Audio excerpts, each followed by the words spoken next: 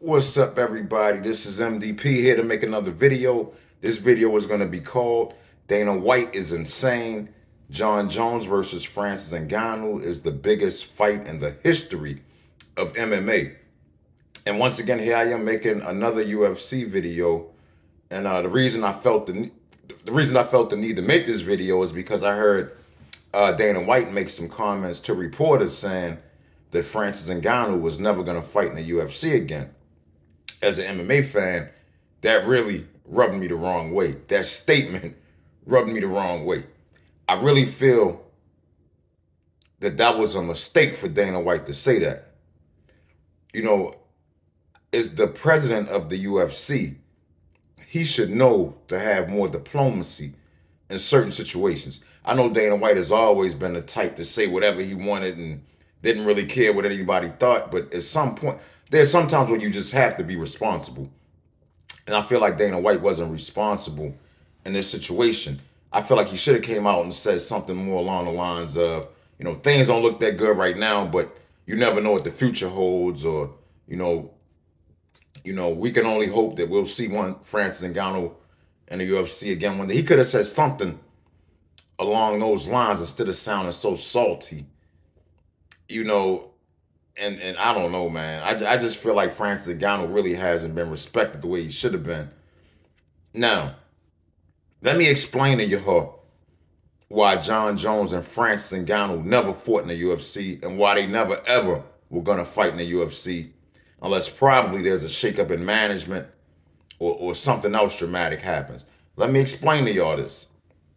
Francis Ngannou was offered the biggest contract in the history of heavyweights, probably in the history of the UFC, other than Conor McGregor. I think he was offered something like $8 million a fight, which is pretty good knowing what some of these other fighters are making.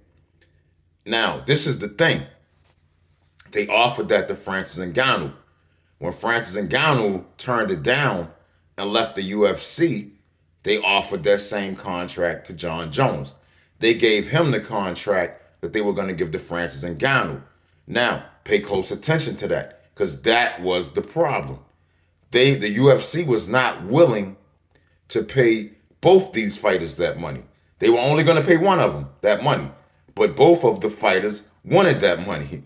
You know what I'm saying? So there was no way that Jon Jones and Francis Ngannou was ever going to fight, because they weren't going to give both of these fighters those contracts. It was one or the other. Francis turned it down and they gave it to Jon Jones. But this is the thing. This is what makes no sense. The greed is ridiculous. Because if Francis, now I'm going to say especially after Jon Jones just beat Cyril Gane at UFC 285, if they were to fight right now, this would be the biggest fight in the history of all mixed martial arts. Bigger than anything Conor McGregor has done to this point. This would be the biggest fight. This is the biggest fight that can be made. I don't think we'll ever see another fight as big as Francis Ngannou versus Jon Jones in a long time. Now, this is why this is so fucking ridiculous for them to not pay both these fighters that money. Because the money they will make off of that kind of event would totally dwarf the salaries of Jon Jones and Francis Ngannou, even if you paid them both $10 million. You could pay them both $10 million and still have plenty of money left over for an event of that magnitude. This is why this shit doesn't make any sense. Now, there's some other things to consider. Honestly, Francis Ngannou may have just wanted to try different opportunities. Because understand, Francis Ngannou has beaten every notable heavyweight in the UFC except Jon Jones. So let's say if they fight and he beat Jon Jones, there's literally no big fights left for Francis in MMA. There aren't any big fights, really. So now with Jon Jones, it's a little different because he just moved to heavyweight. So him fighting Stipe, him fighting Curtis Blades, or some of the other fighters, these are all new matchups. These are all fresh matchups because Jon hasn't proven himself against these fighters. Francis Ngannou has knocked out almost every fighter in the heavyweight division. So there's not really a lot left for him to do. Now in boxing, him and Deontay Wilder, him and Tyson Fury, Anthony Joshua.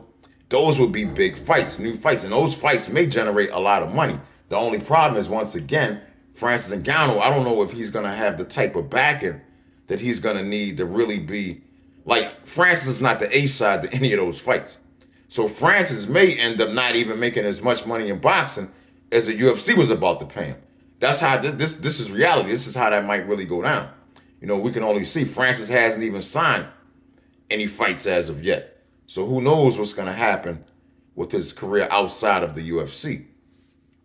But they really need to all come together again. And I'm going to tell you, I do want to see Jon Jones versus Stipe Miocic, because I think that fight is going to be a lot better than what people think it is. Stipe is no joke. Stipe is the real deal. Now, I know he got knocked out against Francis Ngannou, but he beat the first fight. So really, their third fight will be a rubber match. Also, keep in mind, Stipe knocked out DC, even though he got knocked out by DC too. He knocked out DC in their second fight and dominated him in the third fight. You know, more than Jon Jones could dominate him, to be honest, in their fights. Stipe is no joke. Stipe is not Cyril Gane. And it's not to say that Stipe is better than Cyril Gane, but styles make fights. If Stipe were to fight Cyril Gane might beat Stipe, but that doesn't mean that Stipe still doesn't present a huge challenge for Jon Jones. Stipe is a natural wrestler. So wrestling might not work on Stipe the way it worked on Cyril Gane. Stipe is a hell of a puncher, a hell of a boxer. Stipe has probably he's probably only behind Francis Ngannou and Derek Lewis in terms of knockouts. If you remember, Stipe was knocking everybody out too. You know, I know Stipe has gotten older. That may play a factor in the fight. But Stipe versus Jon Jones, I'm going to tell you, you can't sell Stipe short in that fight. With all of that said, if Stipe were to beat Jon Jones, I don't really think there's a huge clamoring for Stipe to fight Francis Ngannou. I'm going to tell y'all, I don't think Stipe has any chance against Francis Ngannou. I don't think Stipe is ever going to beat Francis Ngannou again. I don't know about Jon Jones. I think Jon Jones has a better chance because of the styles. Styles make fights the way they fight. But the main thing is the UFC really, really needs to figure out a way to get Francis Ngannou back, put their egos aside, put their greed to the side. Jesus Christ. Man, greed is just killing everything in our society right now. But and get these two back. This is the fight they need to make. Jon Jones versus Francis Ngannou needs to happen. That is a fight that needs to be made. That is a fight really that could really put MMA on the map.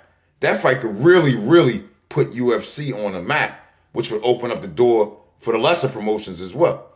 This fight could really, really do.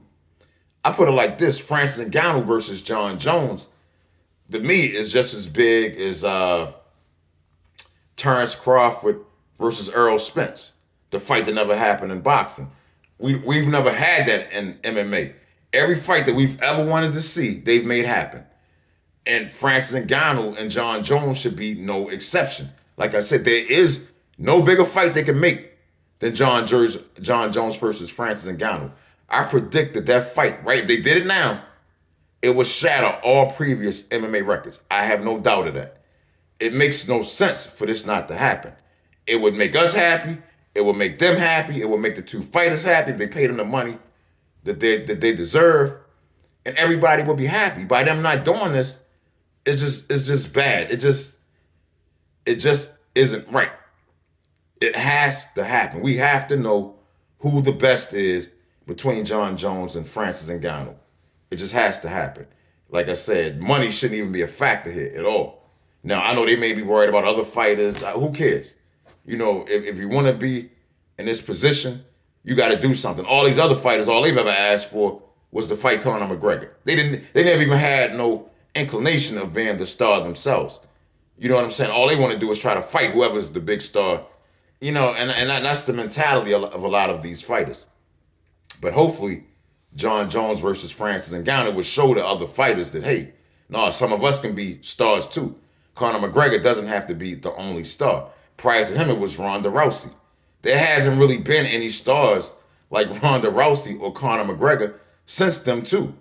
So that should tell these fighters something. These fighters are tremendous athletes, tremendously gifted athletes. There's no reason that one of them shouldn't be able to break out of the pack and really, generate some tremendous revenue. But like I said, hopefully, if they can make this Jon Jones versus Francis Ngannou fight happen, which they absolutely need to do, hopefully it would change things and make things better for the other fighters. One can only hope. But anyway, y'all, I'm gonna go ahead and stop it on that. Thank y'all for watching the video. Please like the video if you agree with me, if you think I'm right, if you disagree, if you think I'm wrong. Please leave a comment. Tell me your feelings. Tell me what you think. Ask any questions, that you may have. And please share the video. Other than that, y'all, thank y'all for watching the video. This is MDP. Peace.